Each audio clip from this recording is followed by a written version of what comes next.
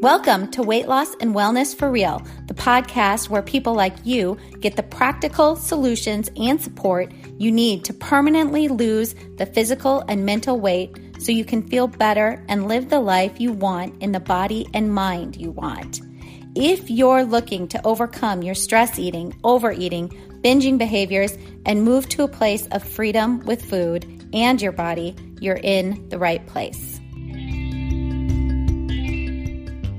Just a reminder that this podcast represents my own opinions. The content here should not be taken as medical advice. The content here is for educational and informational purposes only. Please consult your doctor or healthcare professional for any individual medical questions you may have. Hello, everyone, and welcome. Thank you so much for being in this space with me, for listening, and for supporting this podcast through listening, through the support page, and sponsoring the podcast. I had a couple new sponsors of the podcast this last week. You know who you are out there. And I just wanted to say how much I really appreciate this support. It really does help me to continue to put this podcast out there. So it's very much appreciated. Okay, so here's a question for you. Have you ever noticed that the person you are in the morning versus the person you are in the evening is a little bit different? Or maybe the person you are during the week versus the person you are on the weekends, especially when it comes to food and guidelines around food and weight loss. This topic always fascinates me, just due to my own personal experience, but also from listening to so many clients over the years talk about this. I hear things like, I'm good all day, but then evening comes along and for some reason I just break all my rules and overeat or overdrink, or, I'm good all week and then the weekend comes and I blow it. It's amazing how we can be one person with all the thoughts that bring us willingness and empowerment to behave in the ways we really want to behave.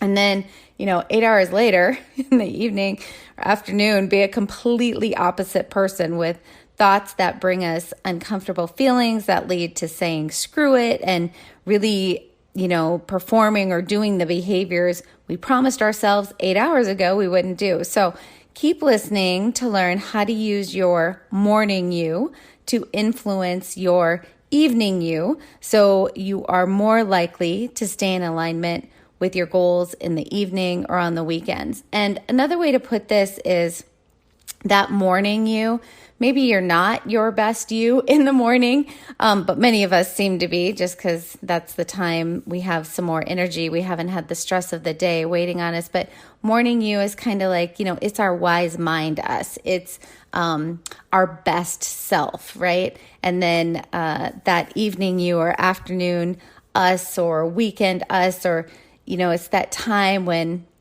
we're not our best selves. We are not making best decisions for ourselves.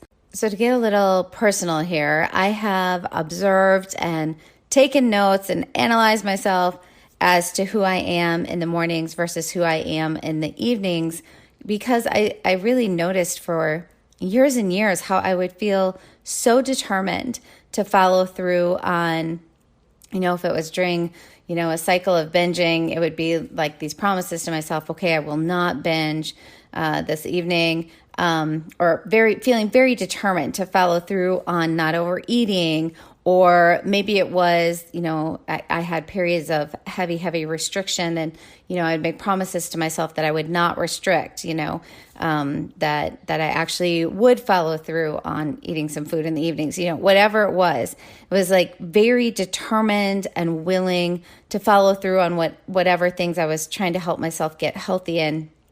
And, I just would really believe, today is the day. I will follow through on those behaviors that will get me healthier. And, I really felt it. I knew I could do it. And then literally 8 to 10 hours later, I was saying, screw it. Who cares? I need relief. And I would be doing the exact thing that I promised myself I wouldn't do that day. And then the next morning would come along with the shame and guilt from not keeping my promises to myself the evening before. And so I would repress the guilt and shame, really kind of push those feelings away by making another promise to myself for that day. Today will be the day. I got this. And I didn't just think it. I mean, sometimes I was just thinking it and didn't really feel it. But lots of times I really felt it and believed I would follow through that day. But inevitably, I would say, screw it again, come evening. And as I started to really recognize this sort of pattern of being, I became really curious about it, because it's like, that really is fascinating how different we can be in who we are morning versus evening. Or, for some of you, it might be during the week versus the weekend. And really starting to analyze what is going on here. How can I have so many different thoughts, feelings, motivation, determination, all within this very short period of time within one day? Now, if this is a pattern you can relate to, and I know there are so many of us who have experienced this or still are experiencing it, then you probably can guess that one of the main reasons this occurs is because by the end of the day, if you do not have stress management skills in place, and if you lead a very stressful life during the day, you have thoughts about your daily life that are very stressful, the likelihood of you being able to turn down overeating, if this has been your habit to deal with stress, or over drinking, if it's your habit to use alcohol to deal with stress, then the likelihood of you being able to willpower through these really ingrained habits of using food, drink, to manage the stress, and then the over desire and the urges the brain throws up to try to get some relief from stress. The brain and body just really want the relief from the stress, from the tension that has built up during your day. So the brain and body are going to throw up every urge, every hormone concoction, intrusive thoughts, et cetera, to get you to do the thing that brings you the quickest relief possible. And for many of you listening, that is the habit of overeating and or over drinking. I hope you are finding something useful from these episodes and this podcast. And if so, please share it with someone else in your life you feel it could benefit. This podcast is also now monetized. So if you really feel you are getting a lot from it and want to help keep it going, please go to the episode show notes. You can just scroll down from wherever you're listening. You'll see a description of the episode, and then you will see it says support this podcast. And then there's a link you can click on. You can click on that link, and that's where you can support the podcast. Even the smallest donation, like 99 cents, helps to keep me producing the podcast. And to those of you who have donated, I really, really appreciate the support. I really do appreciate all of you listening and sharing the space with me. Again, just very thankful for all of you. This stress response that many of us experience in the evening is going to come from how we are perceiving our world during the day, how we are thinking about things happening around us during our day. So our thoughts and ways of thinking throughout the day really do matter in order to manage that stress response or stress reaction that tends to build up and that we finally feel in the evenings when the day is done and we can kind of let go a little bit. We can also lower that stress response during the day through our body itself, by using a breathing protocol, by moving our bodies as much as we can. And I don't necessarily mean like you have to get out and walk at lunch. That's great too. But I just mean standing, sitting, fidgeting often throughout the day. If you have a sedentary job, especially, just making sure your body is in movement when possible. This also will lessen that stress response later on in the day. So the point here is that you can help to lessen the weight of the stress that happens or that has built up by afternoon or evening time by implementing and practicing a few things throughout your day that will lessen that weight so you can be in your evenings with a less of a sense of stress, which means less of a likelihood of overeating or over drinking. And this is part of how your morning you can help out your evening you. So morning you can kind of set up this thing of where it's like, okay, today my big focus is going to be on managing stress throughout the day so that when I come home or when I put the kids to bed or when the day is done, I am feeling or sensing less stress, less tension throughout my body. Now, let's talk a little bit about the thought work and how you can use this in the evenings. If I'm used to getting home feeling overworked, exhausted, drained, so tired, or, I finally put the kids to bed and I'm thinking things like, this was such a long, hard day, or it's just ridiculous everything you had to do today, because I've been doing this for a while now. So I know those sort of thoughts are going to go straight into, you deserve to relax, which turns into, for me, you need relief. And the quickest way to that is food. And you had it so hard today. You deserve to eat whatever you want, which would in turn turn into overeating that evening. I gave myself permission in my thoughts with how I was thinking. The problem is, this isn't my best self in that moment, right? For me, that's not my morning self. My best self, my who I really want to be self, my wise self or wise mind is often offline in the evenings after a really tiring day. And those are the moments I actually really want my best or wise self. I want that me in those moments because my best self makes really good decisions for me and behaves in ways that make me feel proud of myself, that take care of me, that want me feeling good and energetic and healthy. If you notice yourself in any of this, that what I'm talking about, then it is time to start on the thought work and figuring out new thoughts to practice during and after your day. This is one of the things that my clients and I really work on a lot together, observing and figuring out their thoughts that are running on autopilot that are not helping them get to their goals, and then coming up with new thoughts the client believes and are much more helpful and useful to create those feelings and sensations that will then drive the behaviors they really want to be engaging in. Not like overeating in the evenings or on the weekends. Really thinking thoughts that create the feelings that keep them feeling empowered and willing so that their behaviors continue to follow the guidelines that they set up for themselves in order for them to get the results they want to get. Okay, so on a practical, strategical level, how can you use morning you or your best self you to help out evening or weekend you?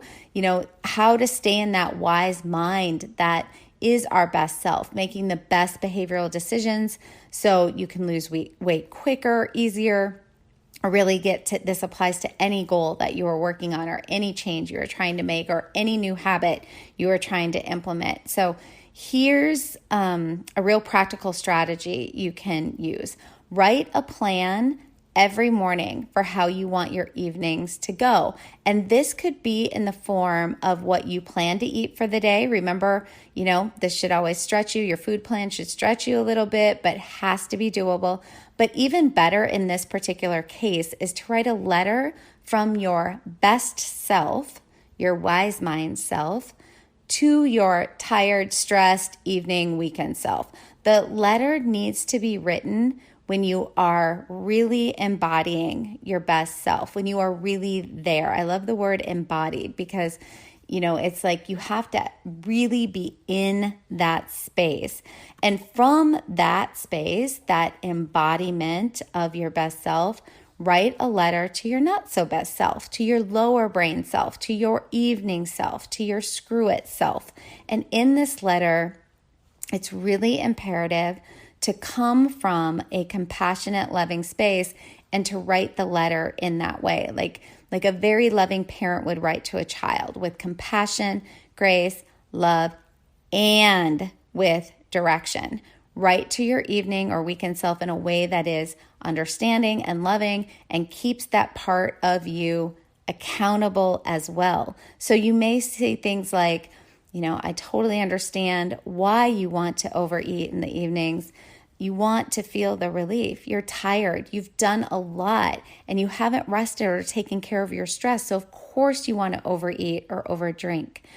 But we're going to try something a little different this evening.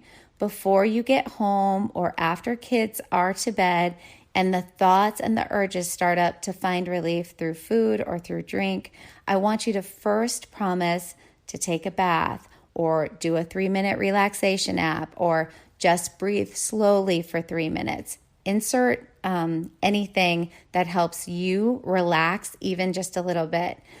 Then after you do something relaxing, I want you to say these 3 thoughts to yourself. And by the way, here is where you would insert into your letter, the new thoughts that you're going to practice thinking on purpose that help you move into feelings of relief.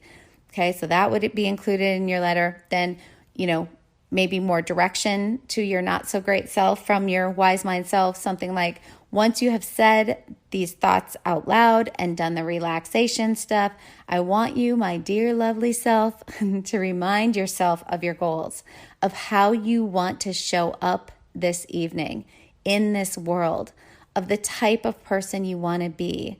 Maybe it's a normal eater. I hear that one a lot, right? Or in a healthy body. And here would be a good place to write out those things so that in the evening, you're not asking your evening self or your not so best self to remember these things. Instead, make everything as easy as possible for your evening self. Write out these things. Write out everything that we've just covered here and tape it to your car dash where you can read it to yourself on your way home from a really stressful day at work, or tape it to your fridge or pantry or your bathroom mirror. Make this letter visible to you so it's really easy for evening self or your not so best self to read through this. Make it easy. These are just a few ideas of things you can include in your letter to your evening self from your morning or best self. The other kind of theme that runs parallel to this is when I talk about use your morning self to make things easy on your evening self, because evening self is not going to be in the same space morning self is. So another practical thing would be, this is why you want to plan your food for the day in the morning, right? Usually, your food plan for the day is going to be coming from your best self. This does not mean to make your food plan heavily restricted. As I always say, your food plan needs to be doable. And so when you come from your best self, your wise mind self, you are also being very realistic, right? And side note, what you put on your food plan, it does not mean you have to eat all those things, right? If you write up a very doable food plan, it doesn't mean you have to eat everything on your plan, but you do need to include everything you think you might possibly eat that day. So again, your morning self can really help your evening self. By creating that food plan in the morning, at least your evening self is not having to make a lot of food decisions, right? I mean, you may still go off plan, and I work with my clients on what to do in that case, but for the most part, if we make that plan, there's something about evening self not needing to make decisions that over time really helps evening self make better decisions when there's a plan in place. So that would be another really practical strategy. Have these things in place, making them very easy for evening self to access and to follow through on. Anything you can do in the mornings to make things easier for evening you is going to be such a win. So, okay, now, when evening comes along, when you get those thoughts of, and you may have different ones, but the ones I hear a lot of, the ones I've experienced are, this is such a hard day, or I'm exhausted. When you start to notice those thoughts, these are your cues to pull out this letter and read through it. Reading through a letter from your best or morning self can really help your not so best self or evening or weekend self get you back into your wise mind. back into your best self, where you feel empowered and willing, and more often than not will stick to your guidelines you have set for yourself, will bring you relief, which leads to healthier decision making in the evening, on the weekends, with a lot less effort and much more follow through. I hope you found something useful from this episode, and hope you will maybe even try the letter to self strategy. We know that changing our thinking about ourselves, our self-talk, how we think about food, drink, stress, relief, etc., all the ways we think about our relationships with those things all influence our behavior. So using letter writing strategies to ourselves can really, really help solidify this process and make it happen a lot quicker. Okay, that is it for now. Thank you again for listening, and we will talk soon. Did you know you can find a lot more help from me on my website? Go to heatherheynen.com. Heynen is spelled Heynen, and get in touch with questions on all things I offer, like online courses for overeating, weight loss, goal attainment, and also my coaching and counseling services.